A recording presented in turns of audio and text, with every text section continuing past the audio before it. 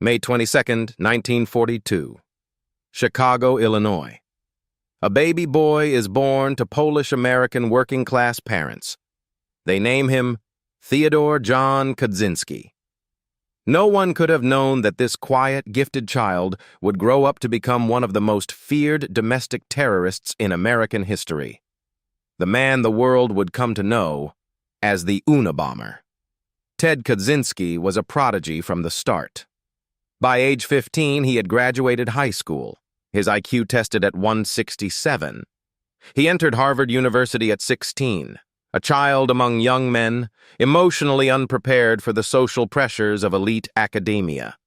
He lived in the freshman dorm for the youngest, most precocious students. His housemates described him as brilliant but deeply reserved. Those years at Harvard would shape him in ways no one understood at the time. Between 1959 and 1962, Kaczynski participated in a psychological experiment run by Harvard psychologist Henry Murray. The experiment was designed to study how individuals responded to intense psychological stress. Students were subjected to confrontational interrogations designed to tear down their beliefs and self-esteem. For a young, already fragile Kaczynski, the experience was devastating. Many researchers later pointed to this experiment as a key factor in his psychological decline. Despite the emotional toll, Kaczynski excelled academically. He graduated Harvard in 1962 and moved on to the University of Michigan for graduate studies in mathematics. There, he earned his master's and PhD in just 5 years, publishing groundbreaking papers in complex analysis. His professors were amazed. In 1967, at just 25 years old, he became the youngest assistant professor in the history of UC Berkeley. But Kaczynski hated teaching. His evaluations were terrible. Students described him as uncomfortable, aloof, reading straight from the textbook, and refusing to answer questions. Inside, he was disillusioned with the entire enterprise of academic mathematics. He saw it as meaningless, detached from the real world, serving only to advance the technological system he was beginning to despise. In 1969, he made a decision that stunned everyone. He resigned. He walked away from a guaranteed tenure track at one of the most prestigious universities in the world. He disappeared into the wilderness. Kaczynski moved to a remote plot of land outside Lincoln, Montana, purchased with his brother David for about $2,000. There, he built a 10 by 12-foot shack. No electricity, no running water, no telephone. He grew vegetables, hunted small game, read books by candlelight. He survived on about $200 a year. For a man who had been at the top of the academic world, this was a complete rejection of everything modern society had to offer. But isolation did not bring him peace. It fed his anger. Kaczynski began to develop a radical ideology. He believed that the industrial technological system was destroying human freedom and the natural world. He saw leftism as a false solution that only strengthened the system. He concluded that the only way to stop the machine was through violence, and he was willing to do it alone. On May 25, 1978, a package was discovered in a parking lot at the University of Illinois, Chicago. It was addressed to a professor at Northwestern. Campus police officer Terry Marker opened it. The bomb exploded, sending shrapnel into his hand. It was primitive, built from wooden parts and improvised explosives, but it worked.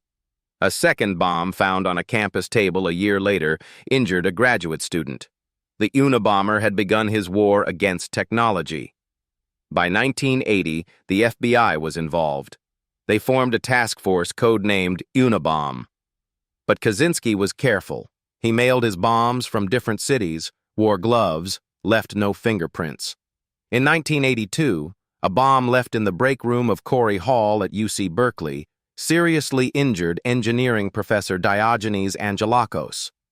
3 years later, Air Force Captain John Hauser opened another bomb at Berkeley and lost 4 fingers and the vision in one eye. Kaczynski had built that device entirely from wood to avoid metal detectors. Over the next 17 years, Kaczynski mailed or hand-delivered 16 increasingly sophisticated bombs. He targeted university professors, airline executives, computer store owners, anyone he associated with the advance of technology. He inscribed the letters FC inside his bombs, which he later said stood for Freedom Club, a name designed to make investigators think he was part of a larger group. He was always alone. In 1985, Kaczynski killed for the first time. A nail-filled bomb left outside a computer rental store in Sacramento killed Hugh Scruton, a 41-year-old business owner. The bomb was hidden inside a piece of wood, triggered by a nail. Scruton had no idea what hit him. In December 1994, an advertising executive named Thomas Mosser opened a mail bomb at his New Jersey home. He died instantly. Kaczynski had targeted him because his firm had done public relations work for an oil company. The third and final victim was Gilbert Murray, a timber industry lobbyist in California, killed in April 1995 when he opened what looked like a package of books. 23 other people were injured in the attacks. Some lost fingers, some lost eyesight, some suffered psychological scars that never healed. The FBI launched the most extensive manhunt in its history. The case was codenamed Unabomber, short for University and Airline Bomber. A task force of more than 150 agents worked full-time.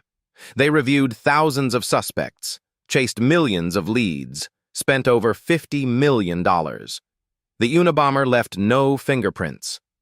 He built his devices from scraps that could not be traced. He mailed them from different cities.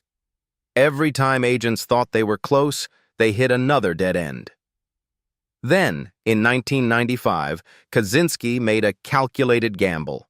He sent a letter to the New York Times and the Washington Post demanding they publish his 35,000-word manifesto titled Industrial Society and Its Future. If they did, he would stop the bombings. The newspapers faced an agonizing ethical dilemma. Publishing the manifesto would give a terrorist a platform. Not publishing could mean more deaths. After months of debate and consultation with the FBI and the Justice Department, they agreed. On September 19, 1995, the manifesto appeared as an 8-page special insert in the Washington Post. The manifesto was dense, academic, and angry. It argued that the Industrial Revolution had been a disaster for the human race, that technology was destroying freedom, and that violent revolution was necessary. Most people skimmed it and moved on.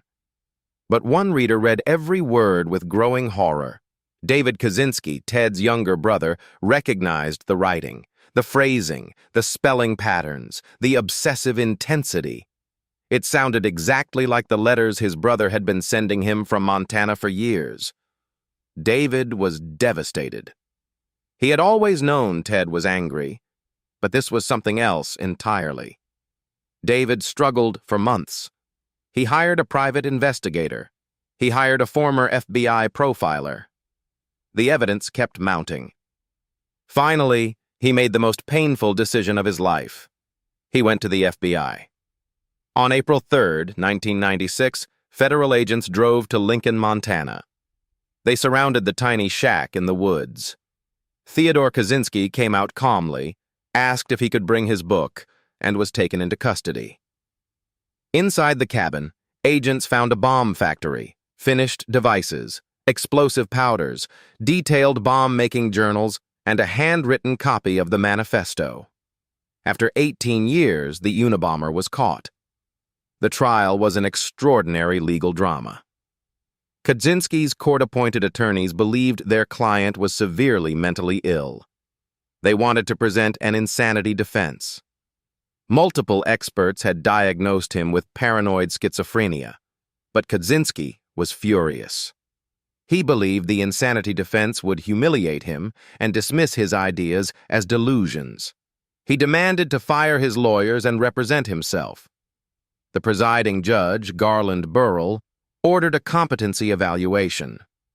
Dr. Sally Johnson, a forensic psychiatrist with the Bureau of Prisons, spent 22 hours interviewing Kaczynski over 8 sessions. Her report was detailed and damning. She diagnosed him with paranoid schizophrenia, a condition that had shaped his thinking for decades.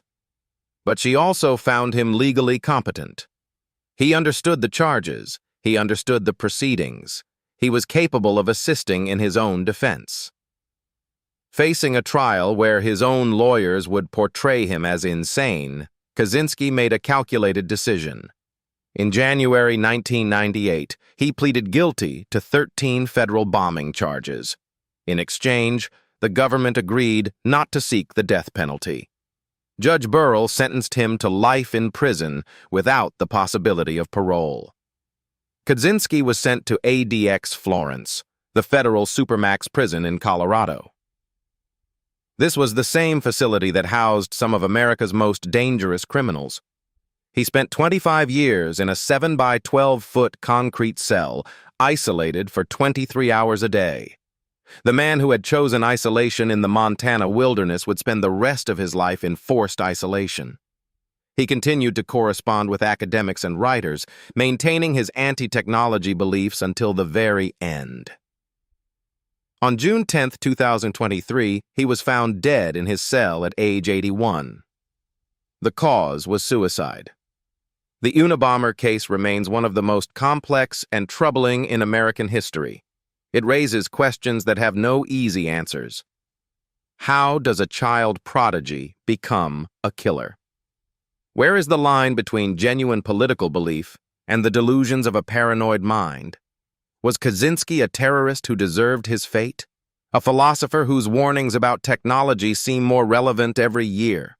Or a profoundly mentally ill man who was failed by every institution that was supposed to help him? Perhaps he was all of these things. His manifesto, once dismissed as the ravings of a madman, has found a new audience in the age of social media and artificial intelligence. Some of his predictions about the loss of human autonomy feel disturbingly accurate. But nothing justifies murder. Nothing makes the suffering of his victims any less real. What do you think? Was the Unabomber a product of his own choices or of the society he rejected? Let us know in the comments. And if you want more deep dives into the minds behind history's most infamous crimes, hit that subscribe button. We have a lot more to cover.